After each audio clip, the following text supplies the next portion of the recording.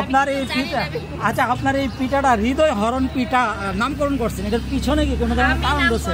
এটার করি নাই, এটা হচ্ছে আপনার পিঠাটা হার্ট শেপ হওয়ার কারণে এই পিঠাটার নাম হচ্ছে সবাই বলে হৃদয় হরণ, তো আমিও ওই নামেই চিনি। সবাই নাম দিচ্ছে নাকি আপনি নির্দিষ্ট নাম দিচ্ছেন? আমি নির্দিষ্ট করে না, এটার নামই এটা। এটার নামই এটা।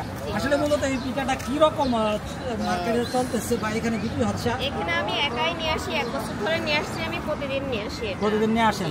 কি রকম সেল হয় প্রতিদিন বলতে আমি শুক্রবার আর শনিবার বসি, 2 দিনই নিয়ে আসি। এটার দাম কত হয় একটা পিঠা? এখন আমি হচ্ছে চিনি দিয়ে নিয়ে আসতাম আগে, এখন এই যে দুধ দিয়ে নিয়ে আসছি, তো মালাই সহকারে যেহেতু 50 টাকা করে পিস। মালাই সহকারে 50 টাকা পিস। আর আপনি কেক আছে, কেক কত করে পিস বিক্রি করতেছেন? কেক 100 টাকা করে। কেক পুডিং আছে, ডাবের পুডিং আছে, আর হচ্ছে এখানে আমার আরেকটা আইটেম আছে, এটাও এখানে কেউ নিয়ে আসে না, এটা হচ্ছে কেক আর পুডিং একসাথে। আসলে কেক আর পুডিং উনি নিয়ে আসছে, এইটাও কিন্তু কেউ নিয়ে আসে না, উনি একাই নিয়ে আসে। তবে আপনারা যারা আগারগাঁও তালতলা নির্বাচন অফিসের সামনে রোড দিয়ে আসবেন, আবার এই পিঠাটা আপনারা ট্রাই করবেন, হৃদয় হরণ পিঠা। আসলে কিভাবে হৃদয় হরণ করে, আপনাদের হৃদয় কীভাবে উজাড় করেন এই পিঠাটা, সেটা অবশ্যই এটা খেলে স্বাদ গ্রহণ করলে আপনারা বুঝতে পারবেন।